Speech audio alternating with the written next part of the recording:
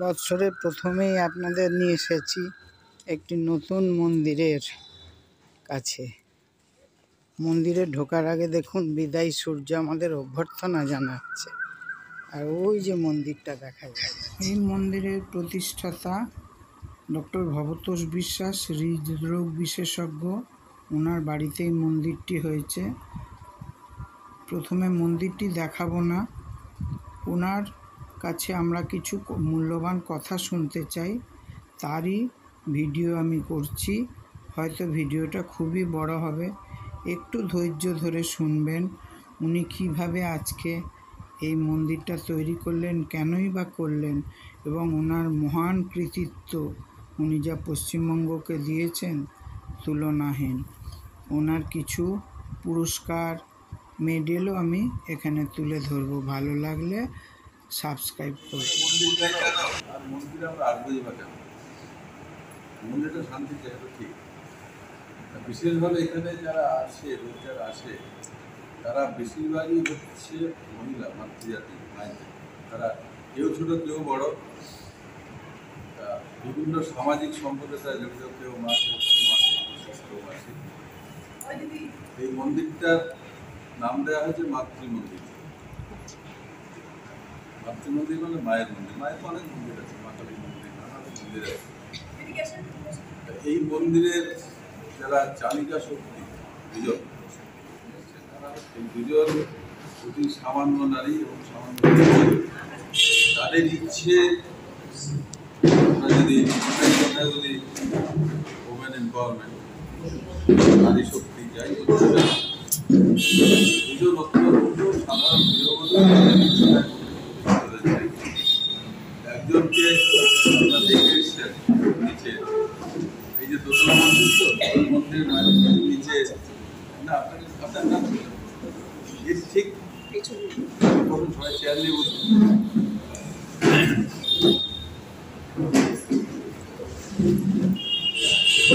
ঘরোয়া আঞ্চলিক কথাবার্তা,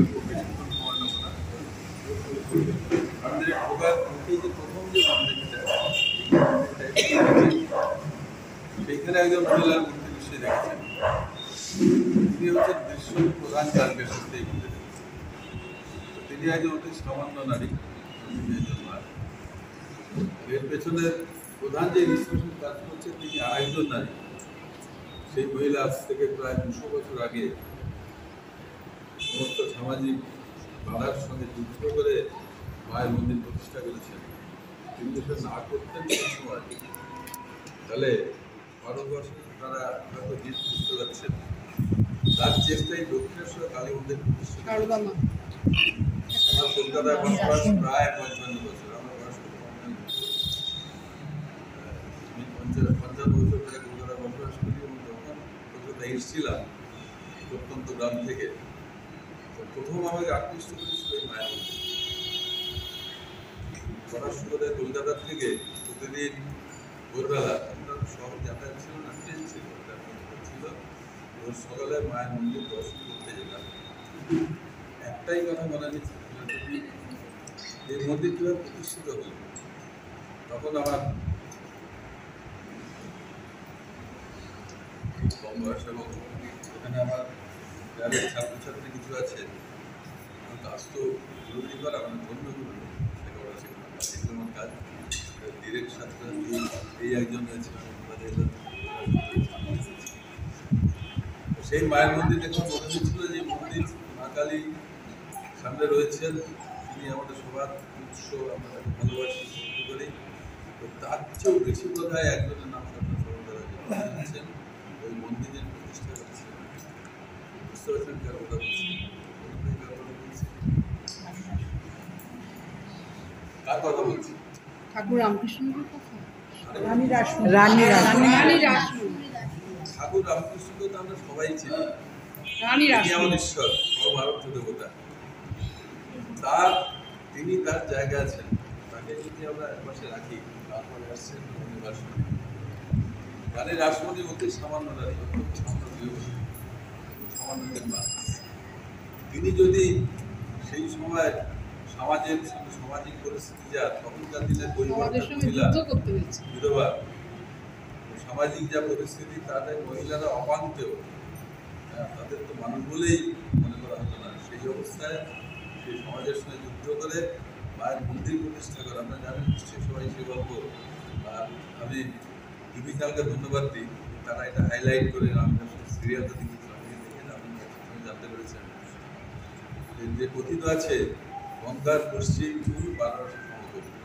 তিনি চেয়েছিলেন মানুষ বলেই সামান্য নারী, সামান্য মহিলা, সামান্য মা। তিনি চেষ্টা করেও গঙ্গার পশ্চিম কোলে মন্দির প্রতিষ্ঠা করতে পারেননি। তৎকালীন সমাজ তাকে জমি দেয়নি, তৎকালীন সমাজে পণ্ডিতরা আসেনি, তার পক্ষে পশ্চিম কোলে মন্দির প্রতিষ্ঠা করা সম্ভব হয়নি। কিন্তু তাতেও রানীর আসরে কীর্তিতে খর্ব হয়ে যায়নি। তিনি পূর্ব কোলে মন্দির প্রতিষ্ঠা করেছেন, করে সেই মন্দির পৃথিবীতে একটা শ্রেষ্ঠ মন্দির হিসেবে স্বীকৃতি লাভ করেছে। সারা পৃথিবীর যত প্রবাসী বাঙালিরা আসেন, বাঙালিরা নয়, ভারতবর্ষের বিভিন্ন প্রান্ত থেকে লোক আসেন। ঘটনা চক্রে আমার যোগাযোগ আছে, অনেক অতিথি আমার এখানে আসেন, সারা পৃথিবী থেকে আসেন। তারা কলকাতার দিকে প্রথম ওই মন্দির মা কালীর দর্শন করে তবে তারা কৈলুড়ে যান, তারপরে এখানে আসেন। সেই একজন শ্রেষ্ঠ মহিলার খবর তার সত্যি সেই আমলে সেই যুগে আমাদের যুদ্ধ করে তিনি মা কালীর মন্দির প্রতিষ্ঠা করেছিলেন। যদি তিনি না করতেন তাহলে পুজো করতে নিশ্চয়ই আমাদের ঠাকুর পাগলা ঠাকুর আসতেন না।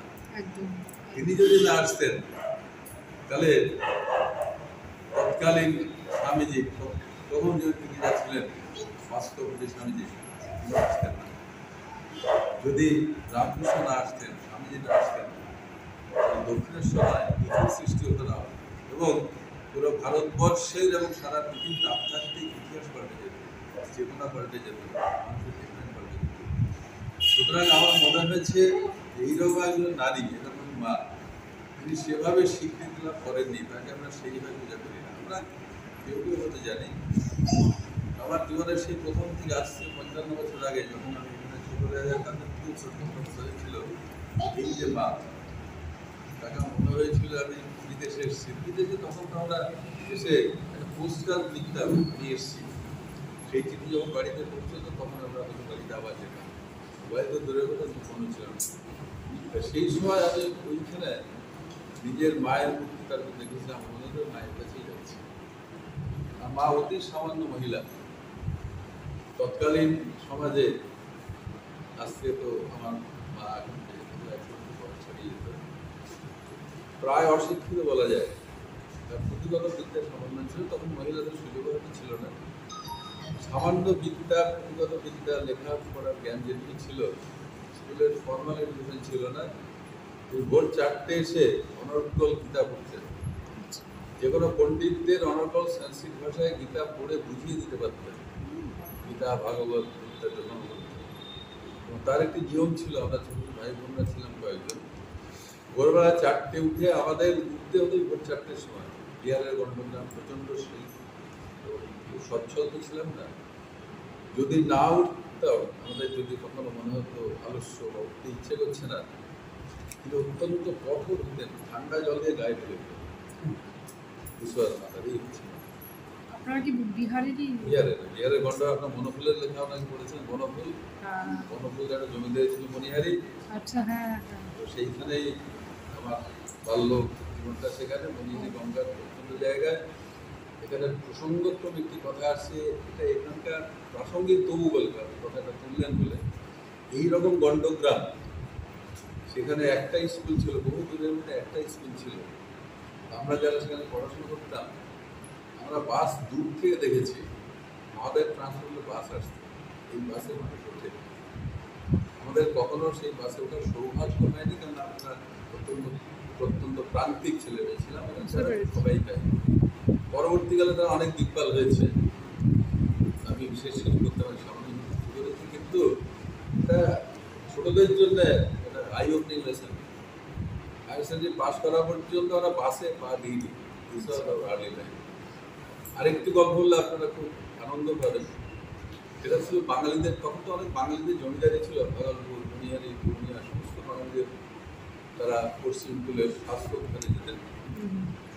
তো ওই সেই প্রত্যন্ত গ্রামে একটা পাহাড় ছিল, পিক পাহাড়। সেই পাহাড়ে পুকুর কাছে আমরা বাপের মতো সেখানে সকালে বেরিয়ে আসতাম, সাড়ে 4 বেলা।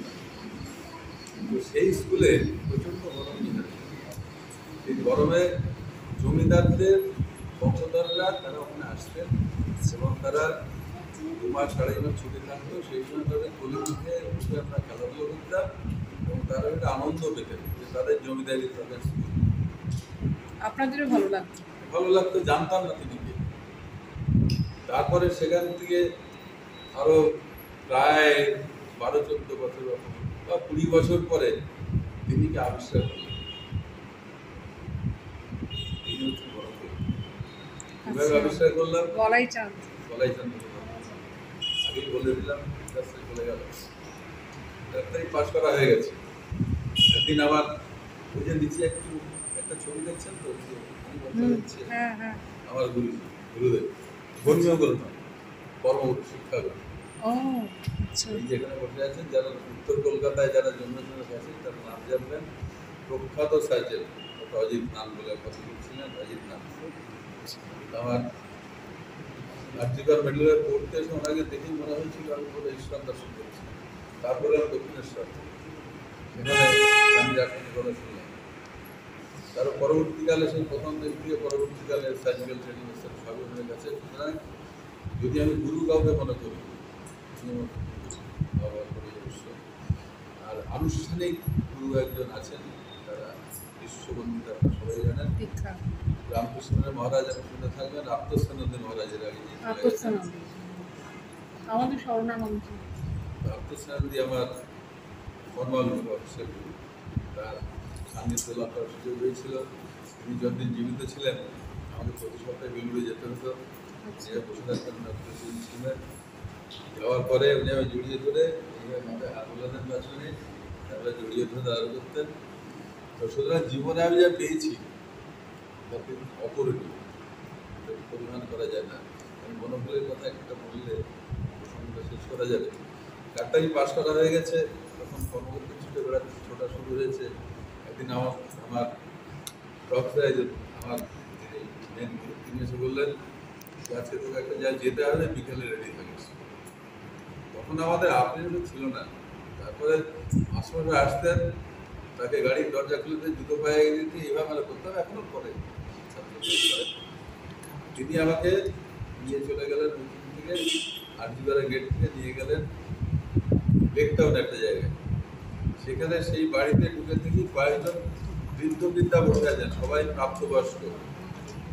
বাড়িতে ঢোকার সঙ্গে সঙ্গে যেমন একটা বড় অনুষ্ঠান উৎসবে মেন আর্টিস্ট ছিল যেমন হয়, আমি ঢোকার পরে যারা বয়স্ক পরিণত বয়সী যারা ছিলেন তারা আমার ঝাঁপিয়ে পড়লেন, একজন জড়িয়ে ধরে এইভাবে আদর করে তার আলিঙ্গন থেকে মুক্তি পেলাম যখন, তখন মনে হলো আমি জীবিত আছি কিনা।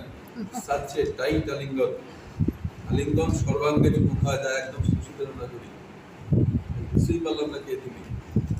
তারপর আস্তে আস্তে পরিষ্কার করলাম। তখন বনফুলের জীবনের শেষ দিক, খুব বেশি বাইরে বেরোন না। ওনার মনে হচ্ছে আমার জমিদারি স্কুল থেকে কারা মানুষ হয়েছে, কোথায় আছে খুঁজে বার করে, এই লিস্ট খুঁজে বার করেছে। বুঝে সেখান থেকে একটি ছেলে কলকাতায় ডাক্তারি করতে গেছে, খুঁজে বার করলেন, আমার ওইভাবে নিয়ে কি আনন্দ তার। পরবর্তীকালে মনে করি আমি অজান্তে তার সঙ্গে প্রায় 15-20 বছর তার কোলে উঠে থেকেছি। সারা গরমের সময় আম গাছের তলায় বসে, একদম আম গাছের বাগানে বসে তিনি এলাম আমাকে খেলাধুলো করছেন, আমি উঠে উঠছি, তারপরে খেলাধুলো করেছি, একসময় খেলাধুলো গল্প করেছেন, খেলাধুলো করেছেন। তার আমরা সত্যি বোকা ছিলাম তখন, গোলগুলো ছিল না, এটা বুঝতাম 20 বছর লিখেছিল। সেই একটা সময় তারপরে দক্ষিণেশ্বর আসা, সেখানে মায়ের মন্দির দর্শন করা, মায়ের প্রতি যতটা আকর্ষিত হলাম তার চেয়ে অনেক বেশি আকর্ষিত হলাম একটি ছোট্ট মন্দির। এখন তো দক্ষিণেশ্বর সুন্দর হয়েছে, সবাই গেছে নিশ্চয়ই। ঢুকেই জেলা রানীর রাসমণি মন্দির, তখন সুন্দর সাজানো ছিল, ওনার একটা মূর্তি ছিল তখন। যাই হোক, মায়ের তো ছোট্ট বাড়ি একদম ছিল। রানী রাসমণি বাড়িটা ভালো। হ্যাঁ, বাড়িটা ভালো ছিল। ওনাকে দেখা মনে হলো যে যদি এখানে আসতেই হয়, যদি আমাদের ভক্তি শ্রদ্ধা করতে হয়, তিনি সেই মহিলা।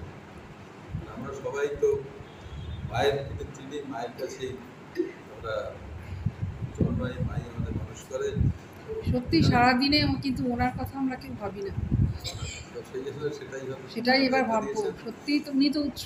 আর দু একটা কথা বলি, এই যে মায়ের সঙ্গে রানীর আমার কন্যগড়ে একটা ঘটনা চক্র, আমি কন্যগড়ের বাসিন্দা নই, ছিলেন না, আসেনি এখানে হঠাৎ যার হাত ধরে এসে আমার কিন্তু এটা প্রশ্ন ছিল, আমি আপনাকে প্রশ্ন করতাম যে আপনি অন্য করে কেন এলেন। এই যে দেখছেন ইনি সেই কালপিট, তিনি আমাকে কন্যগড়ে আসতে বাধ্য করেছেন, কন্যগড়ের বন্দী হয়েছিলাম। আমি আমার মধ্য গগনে মধ্য জীবনে এখন মোটামুটি ভালো লেভেলে ভাগ্যিস উনি এনেছিলেন, তাই আমরা পেলাম। তখন প্র্যাকটিস শুরু করি বিএমবিল্লা কালচার হসপিটালে। তো সেখানে সার্জনদের সময় তো বেশিরভাগ সময় ওষুধই কাটে, বড় বড় লম্বা লম্বা সময় লাগে। এইখানে একজন মহিলা চুপচাপ মাঠে উঠে সারাক্ষণ সকাল থেকে রাত পর্যন্ত কাজ করে যেতেন, যার পরে আমরা সবাই আমাদের সিনিয়র সবাই ভীষণভাবে নির্ভরশীল ছিলাম।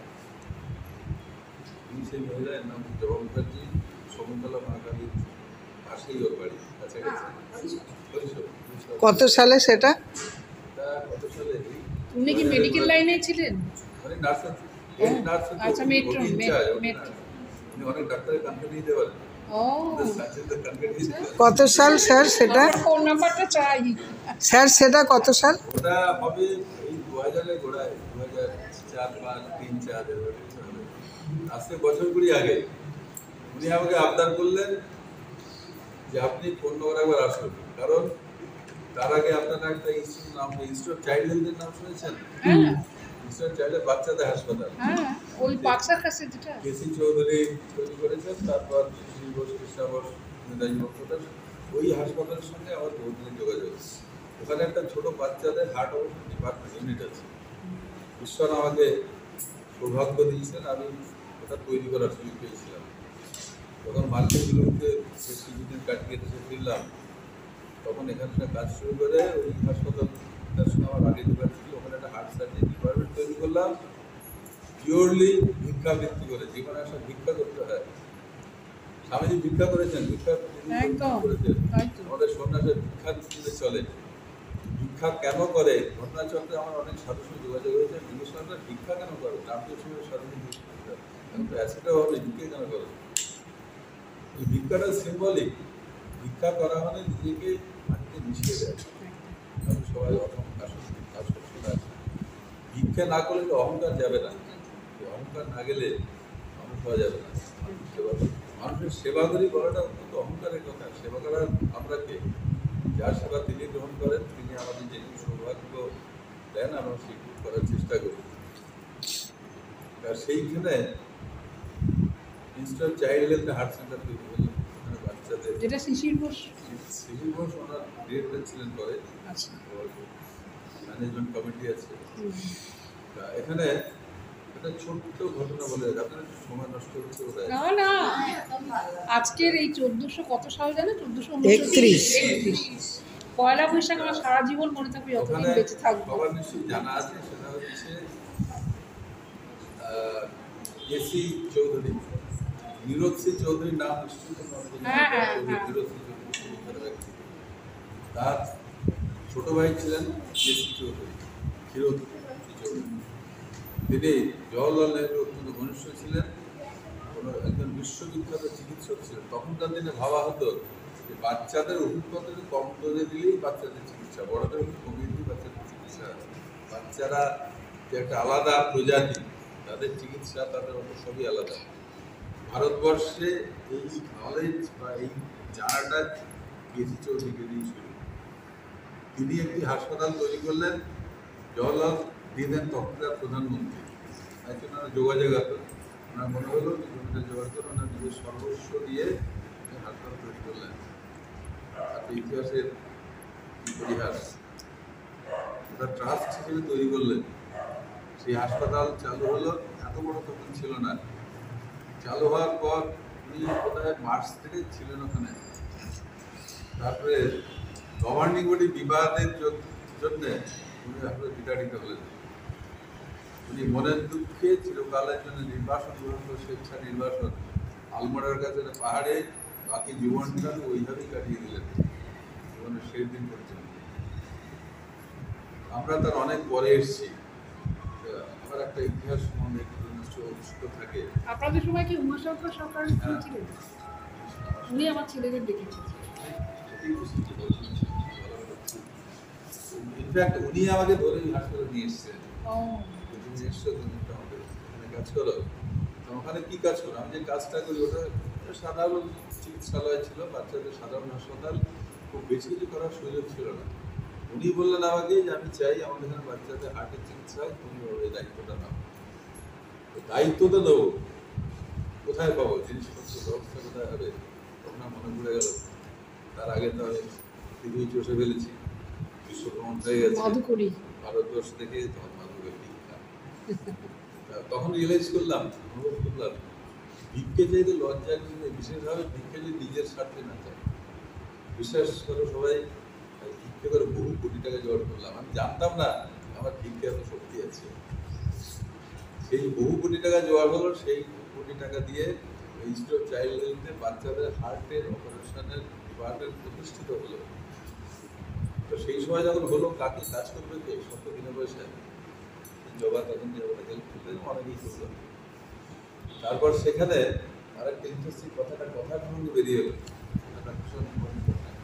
নগরে আত্মমন্দির কীভাবে হলো এবং কার কার অবদান সেখানে, এবার একটা বই চাই আমরা। সে বইটা তো পড়া হবে। তা সেই যে হাসপাতালে অপারেশন শুরু হলো 99 সালে কোনো এক ডিসেম্বরে, তখন গভর্নর ছিলেন পশ্চিমবঙ্গের বালিকা। তাকে ডাকা হলো, তিনি এলেন, উদ্বোধন হলো, প্রথম অপারেশন হার্ট অপারেশন একটা বাচ্চার সাথে করা হলো। ওই যে বাচ্চার অপারেশন হলো এটা কত সালে? 1999, আজকে 25 বছর আগে হার্ট অপারেশন শুরু হলো। তখন কিছু এখানে ছিল না, ওই বাচ্চাদের অপারেশন হলো। একটি বাচ্চা বাবার কোলে চেপে এসেছিল, সে আমি বলি সে হচ্ছে প্রথম গিনিপিগ। হাসপাতাল তো করলাম, একটা চ্যারিটেবল জায়গা, হার্টের হাসপাতাল হলো, যন্ত্রপাতি জোগাড় করে কে আসবে, সে কে না কেমন হাসপাতাল জানি না। ওকে তখন কিছু নেই, বিএমডিটা তৈরি হয়েছে কিছুদিন আগে, ওকে তখনও বাইরে যায়। হার্ট সার্জারি তখন খুব ডেভেলপ করেনি, ভারতবর্ষে অনেক পিছিয়ে ছিল। তো তখন একটি বাচ্চার অপারেশন করলাম, আমি তার কাছে চিরকাল কৃতজ্ঞ থাকবো। ফার্স্ট কিনে সুযোগ দিয়েছিল ওখানে অপারেশন করা, এবং তারপরে ওখানে প্রায় 100 বাচ্চাকে অপারেশন পর করা হয়েছে। তিনি এখন কত বড়? কথাই আসবো, ঘটনাচক্রে তাকে এখন দেখতে পাবেন না, সকালে ছিলেন তিনি এখানে। তার অপারেশন করা হলো, তারপরে সে তো মিলিয়ে গেল। অপারেশন করছি, করার পরে ফলো আপে তো আর আমরা থাকি না, থাকা সম্ভব না। আমাদের পরবর্তী জেনারেশন সাধারণ ডাক্তার, ছোটো ডাক্তার, তারাই থাকেন, তারাই দেখে যায়। কখনো সকল সমস্যা হলে তখন আমরা দেখি, আমাদের কাছে আসে। আর মাঝে মাঝে মনের আনন্দে দেখি, ভাই আর দেখি যে তোদের কী কী পুরোনো পেশেন্ট আছে, তার মধ্যে কর্মটর্ম করলাম, তারপর আদর করলাম। আমার মাকে আপনি 3 দিন দেখেছিলেন অপারেশন করার পর। এইভাবে যোগাযোগ হয়। তারপর জবা যখন এখানে নিয়ে এলো যে স্যার আমাদের কাছে চলুন একটু হেলথ ক্যাম্প করুন, এখানে বয়স্ক মানুষরা বাস করেন, অদৃষ্ট জায়গা, এখানে আপনার গেলে ভালো লাগে। তখন ঘটনাচক্রে ওই আইসিল যেমন বহু জায়গায় হেলথ ক্যাম্প, বহু সামাজিক কাজ কর্মকাণ্ডে জড়িত। তো ঠিক আছে যাবো। তো জমার হাত ধরে একদিন কোন্নগরে এলাম, কোথাও একটা ক্লাবে কোথাও হেলথ ক্যাম্প করেছিল।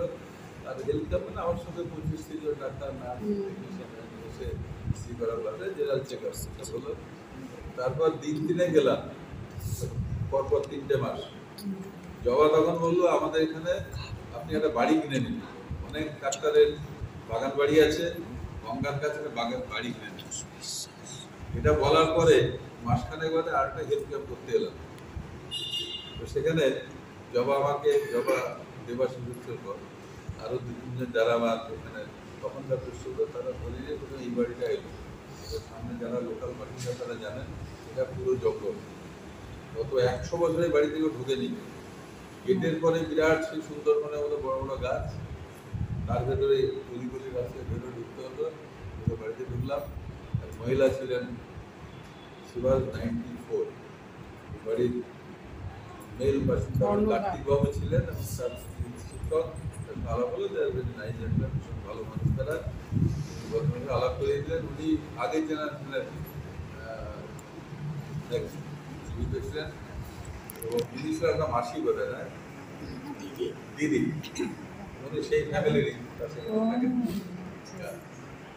এখন যথেষ্ট অ্যাক্টিভ, সারা বাড়ি ঘুরে বেড়াতেন। তো উনি এই মাতৃমন্দিরে অংশ। তার ইচ্ছে ছিল যে এই বাড়িটা যাতে কিছুতেই ভেঙে চুরে প্রমোটারে জঙ্গলে পরিণত না হয়। তো তিনি শেষ পর্যায়ে প্রায় 94 বয়স হলে বললেন, আমিও শুনলাম মাত্র কিছু করার সময় শুনলাম, আমি ঠিক আছে আমার ক্ষমতা যদি দেখবো। তারপরে ওই বাড়িটা দেখার পর বাড়িতে নিতে আমার 10 বছর সময় লাগলো। তার কারণ হচ্ছে একদম প্রথম দর্শনে প্রেম হলো। আমি এলাম, মিনিট 5 ছিলাম, দেখলাম না বাড়ি যদি নিয়ে এটাই নেবো, জঙ্গল ঢোকার উপায় নেই, বাকি কাটতে আসে যাবো না, সারাদিন চলে যাবে। এটা কি আপনি শুরুতে একদম আপনি নিজের ডিসিশনেই এটা করেছেন? এটা আপনার সঙ্গে কেউ ছিল তখন? ওই যে জবা, মানে এখনো গল্প শেষ হয়নি। মায়ের টান, এটা মায়ের টান। তারপর দেখুন আমি কোনোভাবে কোনোদিন আসিনি, যাওয়া নিয়ে ধরতে ধরে। তারপর যে বাড়ির ইতিহাস পরে বলবো, তাহলে সারা কেটে যাবে। যাই হোক, তারপরে একজন মহিলা এলেন, যার সঙ্গে ঘটনার চক্রে আমি জীবন অনেক সময় কাটিয়েছিলাম। তিনি এলেন, এই বাড়ি আস্তে আস্তে তো ডেভেলপ করতে হলো। তা বাড়ি কিভাবে চলবে, তাহলে কতগুলো ছাগল ধরে আনা যাক, ছাগল গরু। আমি তো একটা ছাগল গরু ধরে আনি। ছাগল গরুতে রাখার জন্য রাখাল দরকার। রাখালগিরি করার সময় আমার নেই। একজন মহিলা গৃহবধূ রাখালের দায়িত্ব পালন করলেন, আর তার দুটো ছাগল গরু ধরে আসলেন। ছাগল গরু বলতে এইসব আমাদের খুবই গ্রাম তখন। তখন ছিল না। আর যে করে যে পড়াশোনা শুরু হয়েছে, তাদের কিছু ছেলে মেয়েরা যারা থাকে জায়গা পেত না, তারা এখানে আসতো। এটা তাদের নিজের বাড়ি, শাব্দিক অর্থে নন কমার্শিয়াল হস্টেল। মেয়েরা যাদের পড়াশোনা তো নানা রকম, ছেলেরা পড়াশোনা করতো। আমার স্বার্থ ছিল 10-15টা ছেলে থাকলে বাড়িটা মেনটেন হবে, না হলে সাপ ব্যাগ সব ভর্তি, পরিষ্কার পরিষ্কার সম্ভব না। আর তারা থাকার জায়গা নেই, আমরা কি করতাম, বাড়িটা মেনটেন করে ইনভেস্টিগেশন করতাম।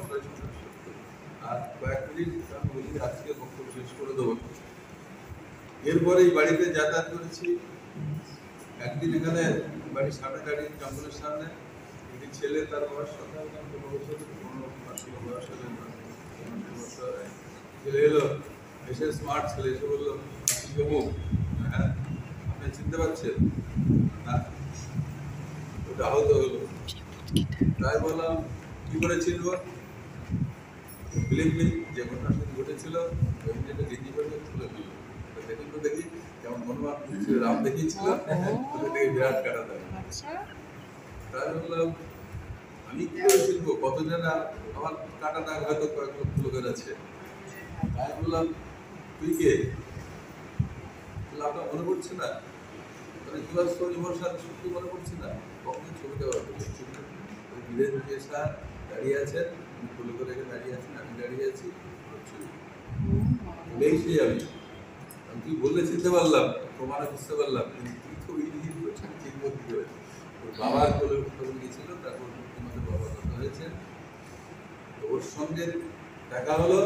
এটা হচ্ছে দ্বিতীয় পিলার, আটকে যাওয়া। তারপর বললাম একজন রাখাল, আমার গৃহিণী যিনি তিনি রাখাল, তিনি এইসব উৎসবে মানুষ করতেন, আমার তার এই অত্যন্ত প্রিয়। এরা সবাই ওরা কি ডাক্তার হয়ে গেছে না পড়ছে? আমাদের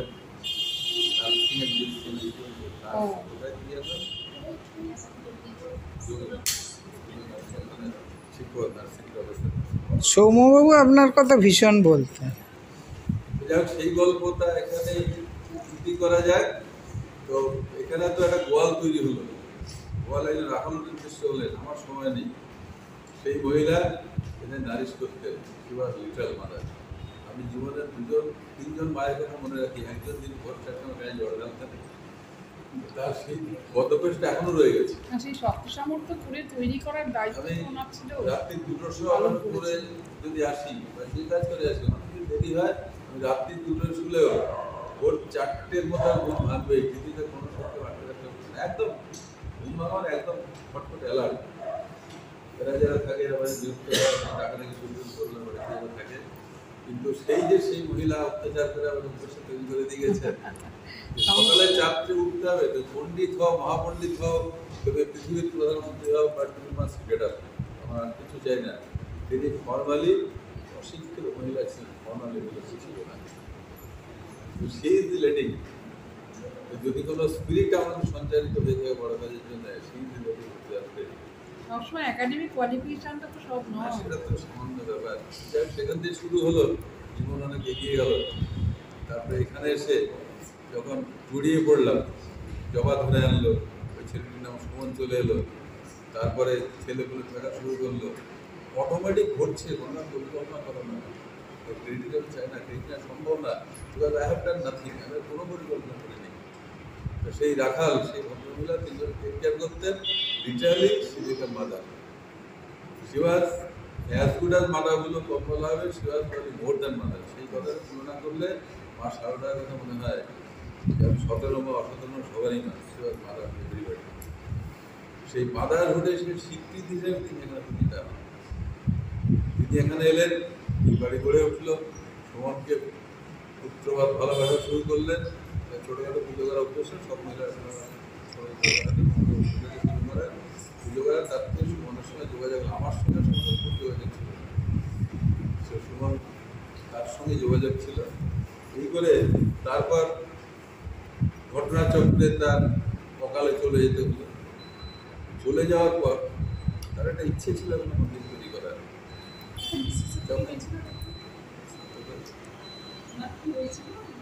হঠাৎ কোভিডের আগে ধরা পড়লো, ভীষণ এনার্জেটিক মহিলা। এই কোভিড, এই যে জেনারেল চেক আপ করতে, আমরা তো মাঝে মাঝে জেনারেল চেক আপ করি, হেলথ চেক আপ করি, হেলথ চেক আপ করতে যে দেখা গেল লিভার ক্যান্সার ধরা পড়লো। তখন তার গতিবিধি এখানে ছাগল মানুষ করা, ভারতের চষে ফেলা, এবেলা বম্বে বলা দিল্লি। আমার গৃহিণী ছাড়াও তার অন্য পরিচয় ছিল, তার অনেক যোগ্যতা ছিল, সে was known by her own quality. সেই রকম তিনি বিখ্যাত আবৃত্তিকার ছিলেন। বর্তমান এবং আগের যারা ফিল্ম টিভি যাদের দেখেন আজকাল সব তো ট্রেনিং হয়, বিখ্যাত লোকের অনেকের ভয়েস ট্রেনিং তিনি গুরুমাতাদের। শ্রীকান্ত আচার্য চেনেন অনেকে। শ্রীকান্ত আচার্য অত্যন্ত গুণমন্ত বসে এই বাড়ির জন্য শিখেছে গলা তৈরি, গলার ট্রেনিং। রত্না মিত্রকে তোমরা সবারই চেনেন, রত্না এখানে সমস্যা রত্না মিত্র ওনার কি নাম ছিল? ওনার 8 বছর বয়স থেকে আকাশবাণীতে আবৃত্তি শিল্পী ছিল। তৎকালীন সমাজে 8 বছর বয়সে মেয়েকে আকাশবাণীতে আবৃত্তি করতে যাবে, ওর বাবা যে সঙ্গে বসে থাকতো, প্রথম কয়েকটা জামাই ভাবে ধরে নিয়েছিল, বাবা জানতেন না, বাবা জানলে ব্যক্তি করে দেবে। সেই 8 বছর বয়সে তাদের জীবনটা আবৃত্তি শিল্প, তারপর আরও অনেক কথা সেটা আলোচনা করার প্রয়োজন নেই। তো তিনি এখানে রাখালের দায়িত্ব নিলেন। হঠাৎ যখন ধরা পড়লো লিভার ক্যান্সার, তারপর তার যা চিকিৎসা হলো, তারপর কোভিড শুরু হলো এবং তার জীবন স্থায়ী হয়েছে 4 বছর ওখানে। সাডেনলি সেই দায়িত্ব যেদিন হঠাৎ চলে গেলেন, হঠাৎ একটা, আমরা তো আলোচনা জন্য বুঝতে পারি না, একটা মনে হলো যে আর তো কিন্তু সবই অন্ধকার হয়ে গেছে। চলে গেলেন যখন তিনি, তখন তার কথা হঠাৎ মনে পড়লো সকালে, she had great love for this place। আমি এই জায়গায় যেতে চাই, সবাইকে বলে হঠাৎ মনে পড়লো মানে বারবার চেষ্টা করবো, তাহলে এখানেই থাকতে হবে। তো লেটেস্ট থেকে ডিসিশন। তো কোভিড হওয়াতে আমাদের অত শিখিয়ে দিয়ে গেছে, আমরা মেল করতে পারি, যোগাযোগ করতে পারি, যেতে হয় না। তো সেই সব ঘটনা হলো দিনের ভেতরে। নিজের বাড়িতে কাউকে যদি সমাধি দিতে হয়, লিগাল ইস্যু। যিনি জীবিত তিনি আমাদের মা, বোন, ভাই, যখন তিনি গত হলেন, স্টেট প্রপার্টি, আমরা তো আত্মীয় তো রেখে দিতে পারি, তার দেহ তো প্রপার্টি নয়, এটা স্টেট প্রপার্টি, স্টেট তার টেক কেয়ার করবে, আত্মা ঈশ্বরের কাছে চলে যাবে। তাকে যখন থাকতে চাইলেন, তাকে কীভাবে রাখবো? আত্মা রাখার ক্ষমতা আমার নেই। আমি রামকৃষ্ণ দেব বলে পারতাম, হয়তো বিমান বলে পারতাম, আমার তো সেই ক্ষমতা ঈশ্বরের নেই। তাহলে তার দেহটা রেখে দেওয়া যায় কিনা যোগাযোগ করলাম, এবং সেখানে লোকাল অ্যাডমিনিস্ট্রেশন, তারপর স্টেট অ্যাডমিনিস্ট্রেশন, সেন্ট্রাল গভর্নমেন্ট, অনেক কিছু লাগে। নাহলে আমি জায়গা থেকে মেরে তুলতে দেবো বাড়ি, এটা করা যায় না। শাস্ত্রীয় স্যাংশন লাগে, বিধান লাগে, শাসনে করা যায় কিনা, অশাস্ত্রীয় কাজ হচ্ছে কিনা, বিধর্মী কাজ হচ্ছে কিনা, অনেক কিছু হয় ঘটেছিল পরবর্তীকালে। বাট যাই হোক, তো সেটা করে এই সমস্ত সেট করতে পারমিশন করতে হয়ে গেল সন্ধ্যে। রাত্রে 8টার সময় দেহ নিয়ে আসা হলো, তারপর ধর্মীয় আচরণ করে ওখানে সমাধি দেওয়া হলো। সশরীরে সমাধি আছে, দেহাবশেষ চিতাবশ্য নয়, বাড়ির যেটা সমাধি সেইখানে সহায়িত আছেন তিনি। তো তার ইচ্ছা পূর্ণ হলো, আমি থাকতে চাই। তো তিনি যখন থাকতে চাইবেন, তিনি আর কি চাইতেন? তিনি দুটো জিনিস চাইতেন। একটা হচ্ছে একটা মন্দির চাই। মন্দির মানে ক্ষুদ্র অর্থে বা সংকীর্ণ অর্থে মন্দির না। মন্দির মানে শুধু মায়ের ভূমিকা যেন পালন করে, মেয়েদের এম্পাওয়ারমেন্ট হবে, মেয়েদের টেক কেয়ার করা হবে। তার এখন বলতে গেলে একটা কথা বলি, তিনি তার অল্প জীবনে তিনি বয়স্ক বিয়ে দিয়ে গেছে। হঠাৎ আমাকে একদিন বললেন পরের বছর ওই মেয়েটি বিয়ে হবে। সে কেউ না, সে হয়তো দরবারে বাড়িতে পাঠানো জায়গা ওর ওখানে সুন্দর করে তার বিয়ে হবে, আমাকে যেতে হবে। আগে বুঝতাম না, পরবর্তী বোঝা শুরু করেছিলাম যেতে হবে। মানে সেই দিন তিনি দলবল দিয়ে কয়েকজন দিয়ে যাবেন, গাড়ি ভর্তি করে সোনা নানার থেকে কাপড়ের ঘর দিয়ে যাবেন, সেখানে দুদিন থাকবেন, বিয়ে দিয়ে যাবেন। এইভাবে তার এই বালিকা কন্যা, বিয়ে দেওয়া কন্যা বয়স্ক আছে, অমুককে পড়তে হবে। তার মার পরিচয় দিয়ে সে হয়তো বাড়িতে এসে পছন্দ হয়ে গেছিল বা পাশের বাড়িতে তাকে একটা কর্মসংস্থান করে, বিশেষটা মেয়েরা। এই ধরনের একজন মহিলা, তিনি যদি এখানে সাহিত্য থাকেন, তার যদি মন্দির থেকে বেঁচে থাকে, থাকে, অ্যাকচুয়ালি আমার সাথে অনেকেই উদ্বুদ্ধ হবে না। সুতরাং আমি সেই চাপ দিতে বাধ্য হলাম। আমি বাধ্য হলাম তার ইচ্ছাকে সম্মতি দিতে, তাকে সম্মান শুধু করতে। তার ইচ্ছা বোধহয় নয়, আপনাকে মা টেনেছেন। না, একমাত্র পুরোহিত। ওর কমিটমেন্ট হচ্ছে ও পুরোহিত না, সারা জীবনের সেবাই। জবা এখানকার আমাকে ধরে এনেছিল, জবার দায়িত্ব হচ্ছে ম্যানেজমেন্ট করা। বিশাল কর্মকাণ্ড, আমি তো দেখে অবাক যে এতগুলো যখন মেইনটেইন করেন কি হয়েছিল করে। কোভিডের সময়, তখন তো কেউ কারো বাড়িতে যায় না, পুলিশ ধরে নিয়ে যায়। সেই সময় তিনি একটি বাচ্চা মেয়েকে খুব ভালোবাসতেন। তিনি যখন আমার সঙ্গে এসেছিলেন, তিনি একটি ছোট্ট বাচ্চা, আমার ছোট্টির মেয়েকে তিনি খুব ভালো তার বয়স্ক করেছিল। আমিও এসে ওনাকে ভালোবেসে ফেলেছি। তখন তিনি চলে কে জানতাম না। কোভিডের সময় মাতৃমন্দির, মাতৃপূজা, মাতা মানে মহিলা, নারী। কে সেই নারী? তার উদাহরণ দিয়ে গেছেন রামকৃষ্ণদেব। তিনি সারারামে পুজো করেছিলেন। সুতরাং সামাজিকভাবে তিনি স্ত্রী মহিলা বলে তিনি ছোট হয়ে যান না। আপনি স্বামীর পুজো করবেন, স্বামী আপনার গুরুদেব নয়, আমরা সবাই সমান। রামকৃষ্ণদেব হাতে ধরে দেখিয়ে দিয়ে গেছেন, কুমারী পুজো করতে, নিজের স্ত্রী পুজো করেছেন। হ্যাঁ, কলারানী কালী করে দিয়ে গেছেন। কলারানী দিয়ে নারীদের সেই সম্মান প্রাপ্য, ছোট বড় যেগুলো বয়সে সেই নারীদের সেভাবে সম্মানিত করা উচিত, করা উচিত। ভারতবর্ষের ইতিহাস তাই বলে। আগামী দিনে মেয়েদের জন্য আপনি কি ভাববেন সেটা আমার জানার ইচ্ছে রইল। আগামী দেখা যাবে। আজকে ইচ্ছে রইল যে আপনি নিশ্চয়ই আপনার আজকে আপনাদের সরি আপনাদের বলা কথা না, মাঝে মাঝে তোমাদেরই বলুন, তোমাদের আজকে তোমাদের সঙ্গে আমার এই যে দেখাশোনা হলো, এই দেখাশোনাটা চলতে থাকবে। মাতৃমন্দির কোনভাবে প্রতিষ্ঠিত হয়েছে, তার পেছনে যে 3জন নারীর অবদান বলে গেল, একজন নিজের গর্ভধারিণী মা, হচ্ছে নারীরা। তো এরা সবাই কিন্তু মা, কার স্ত্রী কার কন্যা সেটা সম্পর্ক, তারা মা। তারা হচ্ছে আদি মা, অকৃত্রিম মা, সবার মা। সেই মাতৃমন্দিরের উদ্দেশ্য হচ্ছে মেয়েদের সেই মায়ের সম্মানটা, মায়েদের এই মন্দিরে যদি কোনো কাজ থাকে, একটাই কাজ, সেটা হচ্ছে নারীদের সম্মান করতে শেখানো, মনে করবে। এখানে যত দেবদেবী আছেন, মাতৃমন্দির নাম মা কালী, মা দুর্গা, তাদের বিভিন্ন রূপ ইত্যাদি সেগুলো আলোচনা করা যাবে। এই বন্যগড়ে যে মাতৃমন্দির প্রতিষ্ঠা হয়েছে, ভীষণভাবে কৃতজ্ঞ, এবং আমার নিজের কৃতিত্ব নেই। পরবর্তীকালে যখনই এটা প্রতিষ্ঠা হয়েছে, এই সুমন এরা সব ছাড়া হয়ে আছে, এবং এটা সবার দায়িত্ব হচ্ছে এটাকে এগিয়ে দিতে। আপনি কি বৃদ্ধাশ্রম করবেন? বৃদ্ধাশ্রম করার ইচ্ছা আছে? আমার একটু কোশ্চেন ছিল। পরে আজকে আচ্ছা, এটাও আমার জানার আগ্রহ ছিল। এই শুভ দিনে মাতৃবন্ধের প্রতিনিধি হিসেবে যে মায়েদের কথা বললাম তারা নিশ্চয়ই কোথাও বিরাজ করছেন স্বর্গে। তাদের আপনাকেও তরফ থেকে সাষ্টাঙ্গে প্রণাম। সবাইকে আশীর্বাদ বিতরণ করলাম। আশীর্বাদের ক্ষমতা আমার নেই, আমি প্রথম বিব্রত হতাম। আমার প্রচুর শিক্ষক ছাত্ররা প্রণাম করে, আমার প্রচুর ছাত্রছাত্রী তাদের দুটোর বিষয় বয়স্ক মানুষের পায়ে হাত বিব্রত করতাম। তারপরে আমি প্রেসিডেন্ট মানুষ জিজ্ঞেস করলাম তোমরা যেই হয় তুমি করে প্রণাম নেবে না, প্রণাম করলে তোর রিয়াকশন করা মানে তুই নিজে গ্রেট ভাবছিস, জাস্ট স্টে লাইক। তারা তো প্রণাম করছেন, তার নিশ্চয়ই ওটা করবে। এই বড় বা ছোট যাওয়ার দরকার নেই।